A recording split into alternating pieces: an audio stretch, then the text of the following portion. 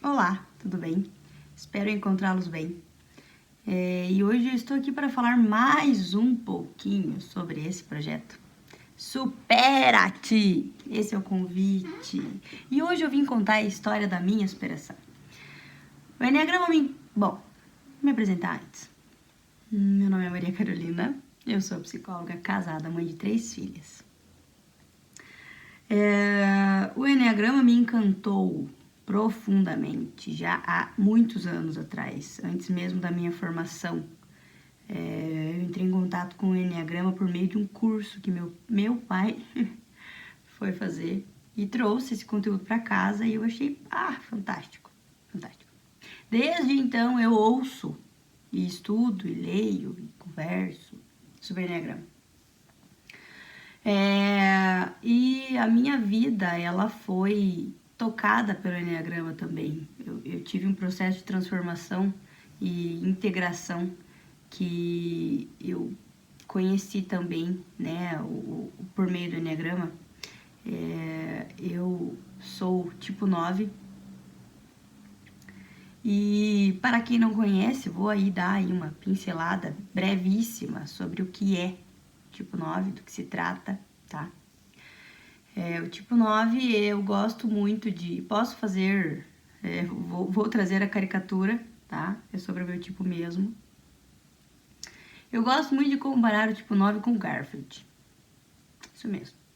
O 9, ele quer que o mundo acabe em barranco para que ele possa morrer deitado comendo lasanha.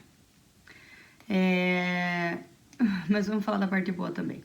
O 9, ele tem uma capacidade muito grande de conciliar, né? De estar aí no centro das discussões e trazer uma conciliação, uma certa diplomacia nesse sentido. Bem interessante. O 9, ele também tem uma primitividade, num sentido assim de... É como se fosse uma personalidade não corrompida.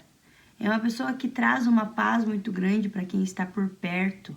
As pessoas que sentem, né, que conhecem um tipo 9, que tem um tipo 9 por perto, sentem um sossego quando estão perto dessa pessoa. O 9 também tem uma outra característica positiva que é é uma certa clareza sobre a vida, justamente porque ele está aí observando muito, por ficar ali na dele, na preguicinha dele, ele se torna um bom observador. Há uma outra característica do 9 que aí pode ser usada para tanto positivo quanto negativamente. O 9, ele é a única personalidade do Enneagrama que tem a capacidade de entrar e sair de uma sala sem ser visto. Porque ele é discreto também, porém, esconde aí uma armadilha que é a autoconfiança, a autoestima abalada. Então, o 9, ele se autodeprecia muito. Por ele põe um pacote de pão na cabeça e sai pro mundo. Não me enxerguem, não me notem, não notem as minhas habilidades, eu não sei fazer nada, me deixem aqui sossegado. E todas essas características são baseadas no seu vício, que é a preguiça. O 9 é um preguiçoso de marca maior. Sim, essa é a minha personalidade. O caminho de integração do 9 é o 3. E aí vão algumas características do 3, pincelada também, tá? Muito breve e superficial. Mas o 3, ele é o bem-sucedido, ele é autoconfiante. O 3, vamos trazer um personagem também, é o Johnny Bravo, certo?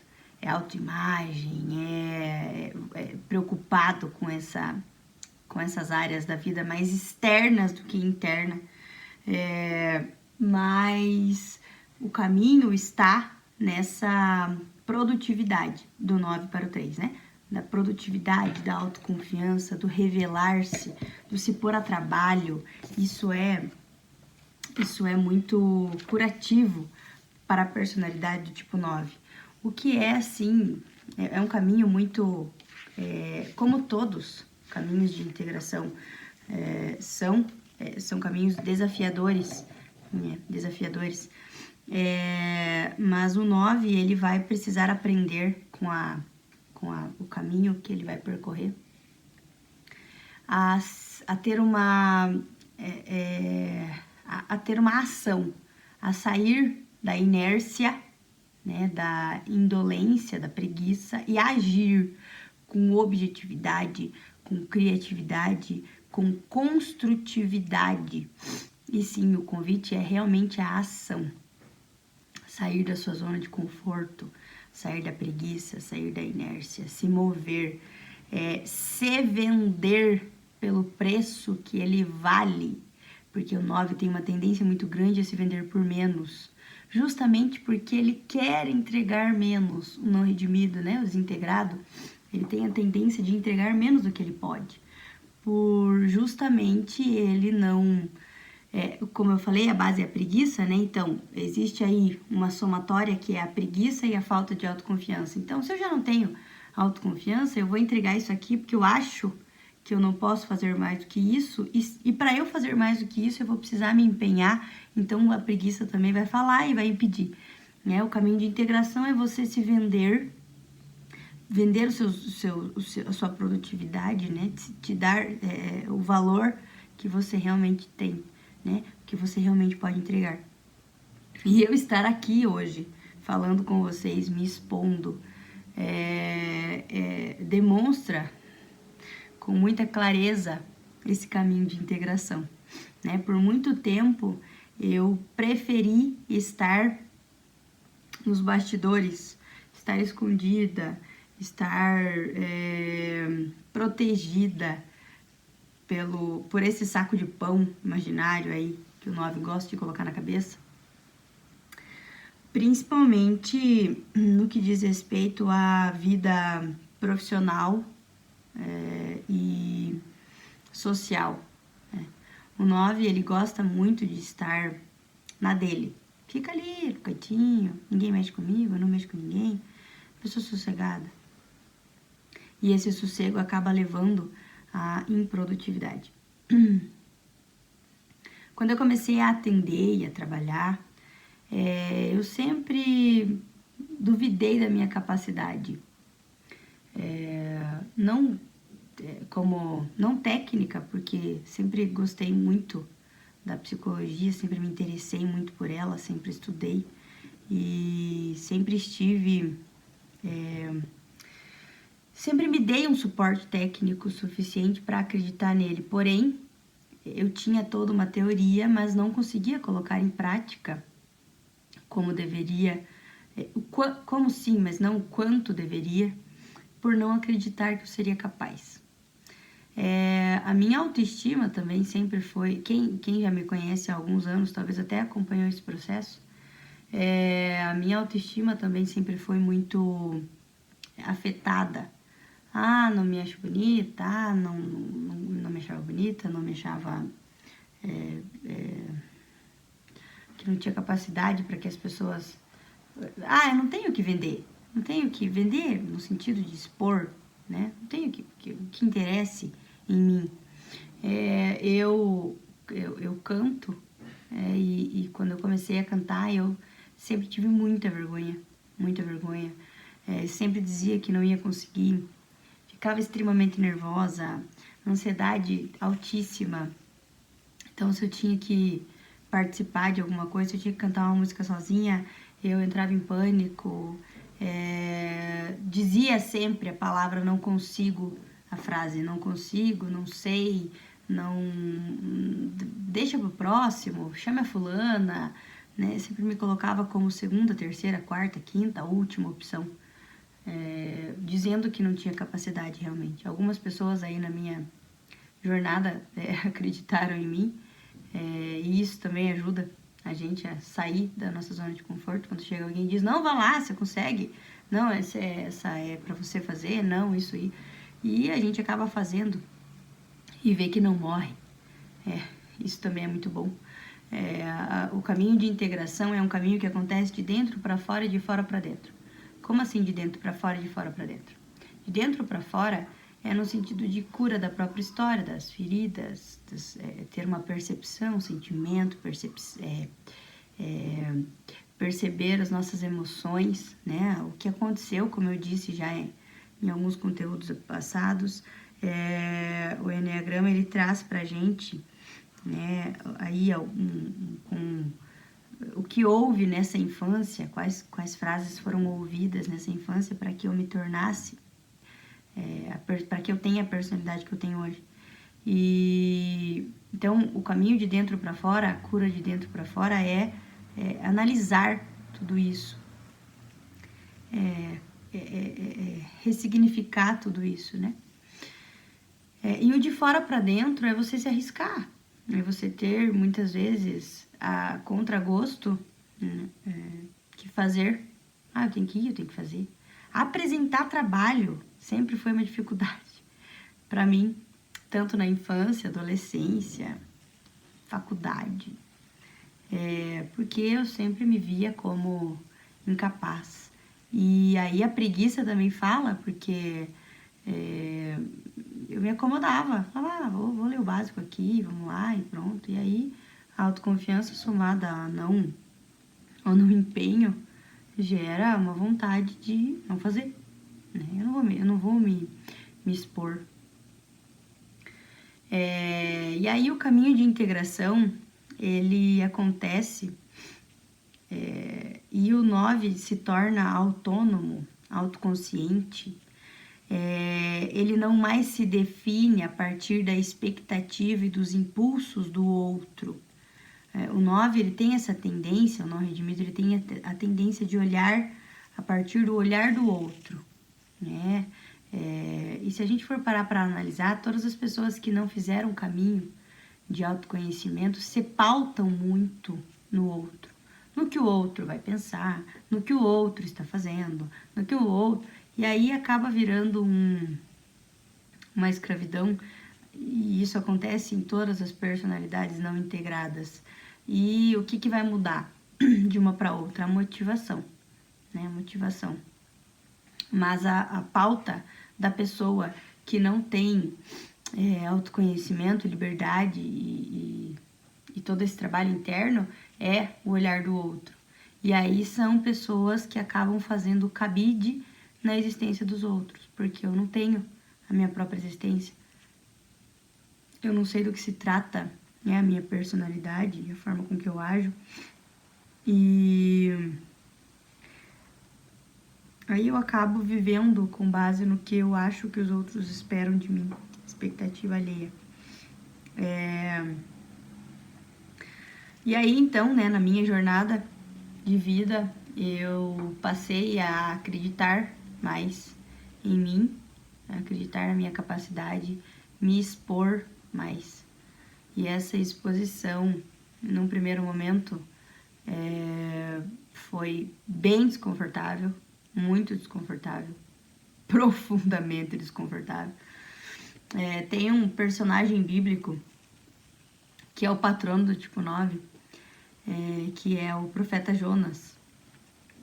E trago ele aqui como uma caricatura também, para que nós possamos perceber.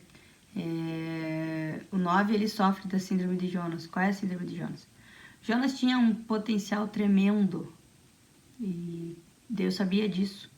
Por isso, Deus pede que Jonas vá para Nínive para converter a cidade. E Nínive era ali, né, na época, uma cidade muito grande. E Jonas ficou amedrontado, né? E para quem conhece a personalidade também vai perceber ali a ponta da preguiça, né? Vou nada. É a preguiça, sempre a preguiça, a motivação é a preguiça.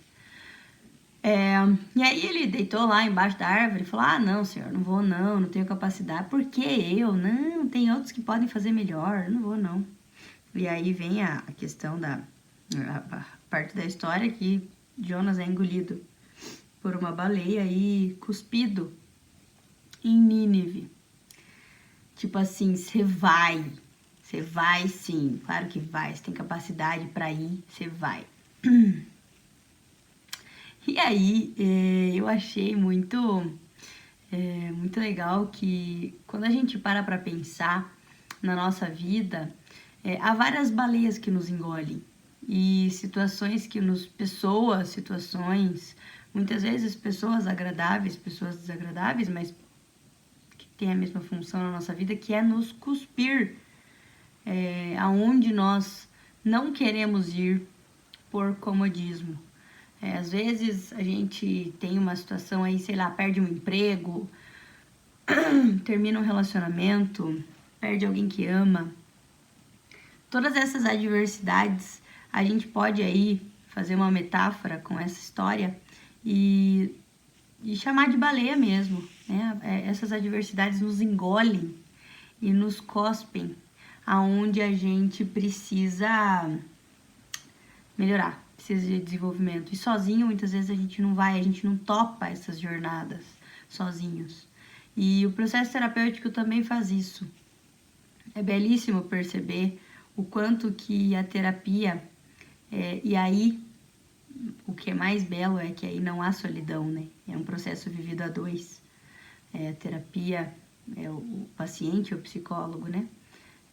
A terapia nos convoca, nos coloca diante de situações, nos fortalece para vivermos situações que a gente não quer, não se enxerga como estando preparado, mas quando vivemos, experimentamos uma superação muito grande, e aí a gente percebe a nossa capacidade real de viver aquela situação, e é muito enriquecedor, muito enriquecedor. E aí vem essa questão do desenvolvimento de fora para dentro, que é a gente sair realmente da nossa zona de conforto e topar as coisas em volta. Não, eu vou fazer. Ah, tô com medo. Não vou fazer. Eu vou lá, eu vou me expor, eu vou tentar, talvez eu vou pedir ajuda de alguém e vou tentar. Não necessariamente eu vou sozinho, mas eu vou tentar, né? Em realmente encarar a virtude da coragem, né? É a virtude da coragem que vai nos permitir colocar o medo no bolso e ir, né? E a coragem não é a ausência do medo. A coragem é a capacidade de controlar o medo e vencê-lo e ir. A pessoa corajosa não é a pessoa que não tem medo de nada. É a pessoa que não se deixa vencer pelo medo. E isso é incrível. Isso é incrível. E a insegurança que o 9 sente nas suas capacidades em si mesmo, né? A virtude da coragem é conquistada nesse caminho de integração para o 3, né? Tanto que vem a autonomia, a autoconsciência, né? A gente deixa de ser um mero espectador da nossa vida e passa a ser um protagonista, né? Passa a ser o personagem principal da nossa existência. E é como eu me vejo hoje, como sendo o personagem principal da minha existência. É um desenvolvimento de uma autorresponsabilidade muito grande. O que eu quero, eu preciso conquistar. O que eu quero, eu preciso fazer. E aí o meu olhar nunca está somente no meu umbigo, mas sim nas minhas capacidades. Então, o que eu quero conquistar, eu vou conquistar a partir da minha capacidade, e eu não aí espero mais que alguém venha e me salve, que alguém venha e faça por mim. Claro que a nossa tendência e a inclinação natural do homem não é para o bem, é para o mal. Se você que está me ouvindo aqui é pai ou mãe, você sabe do que eu estou falando. Quando nós não nos comprometemos com a educação de uma criança, ela não vai se tornar boa sozinha.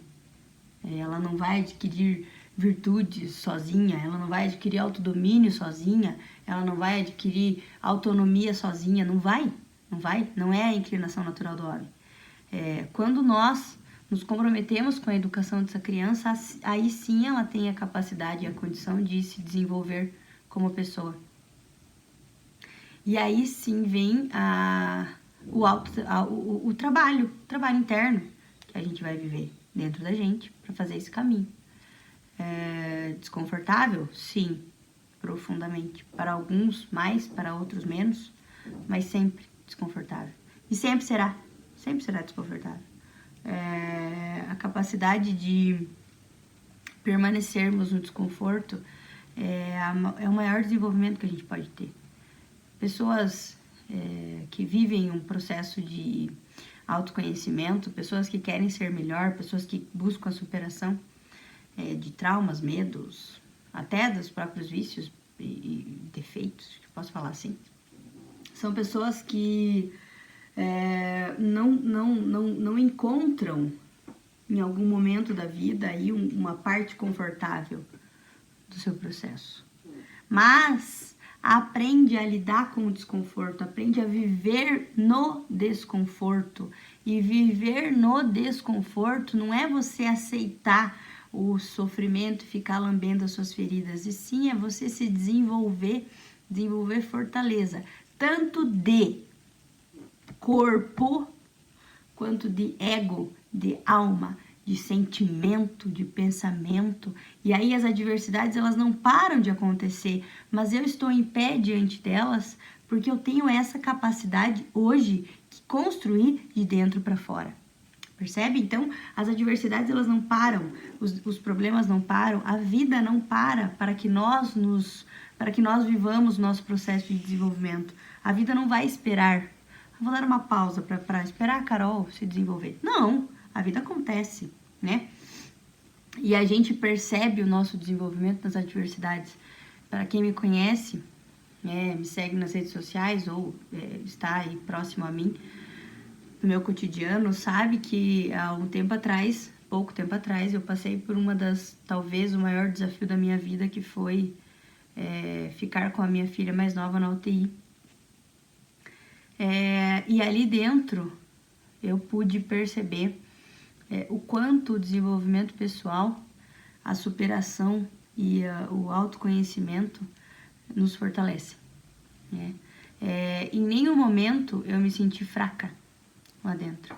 Eu tive medo, eu entreguei a minha filha, eu acreditei no milagre o tempo todo, porém, com muita razão. A minha filha tinha mais chances de não sobreviver do que de sobreviver.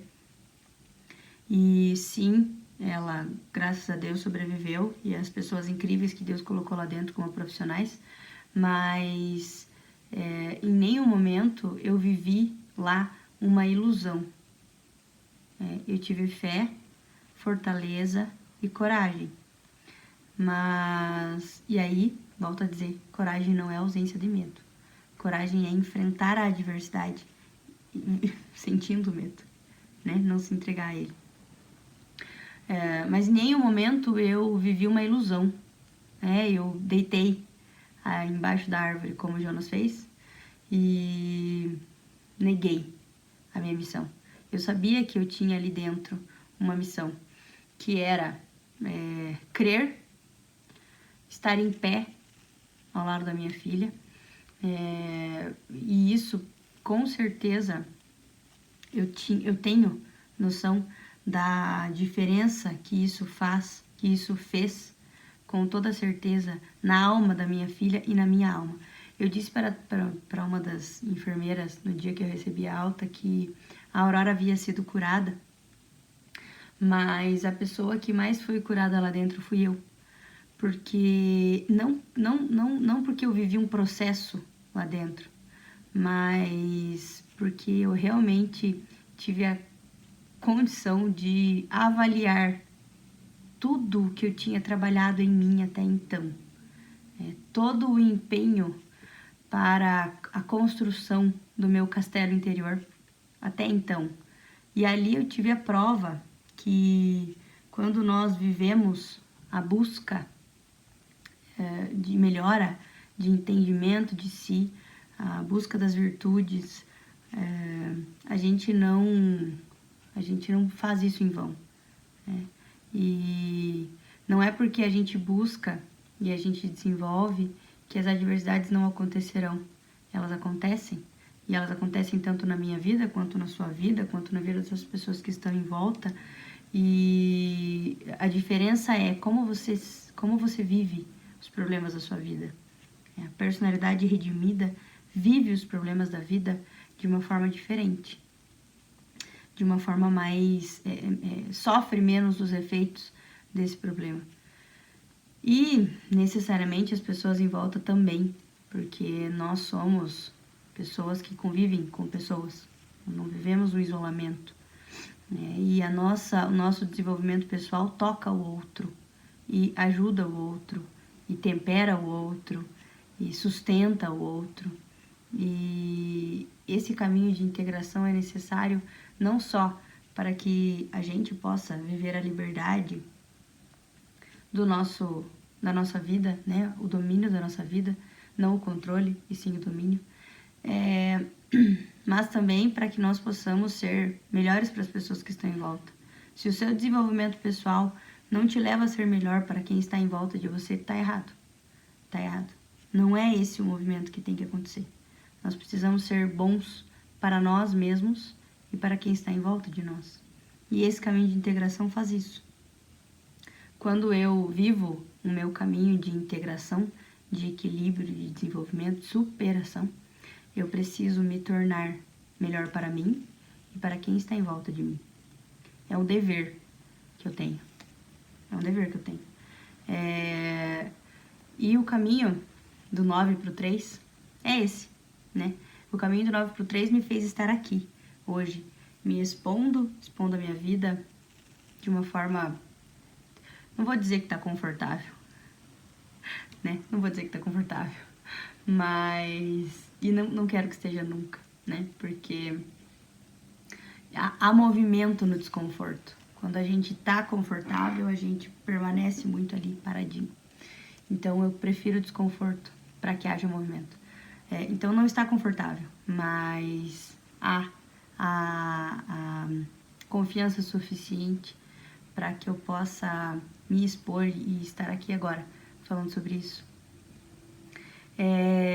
Esse caminho também melhorou a minha autoestima, fez eu me sentir mais, enxergar como realmente eu sou, e dentro do que eu sou, enxergar a beleza, enxergar a capacidade, enxergar a habilidade e empoderar, né, me empoderar o suficiente para enxergar a habilidade e pô-la em serviço do outro, né, e colocá-la em serviço do outro, em ter uma utilidade.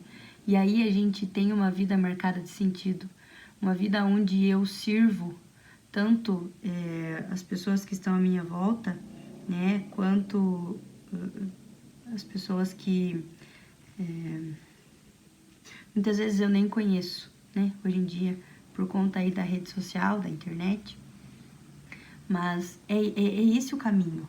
O teu caminho de integração, o caminho de integração da sua personalidade precisa fazer com que você passe a ser útil para as pessoas à sua volta. Coloque as suas habilidades em movimento e marque tanto a sua vida como a vida das pessoas que te conhecem.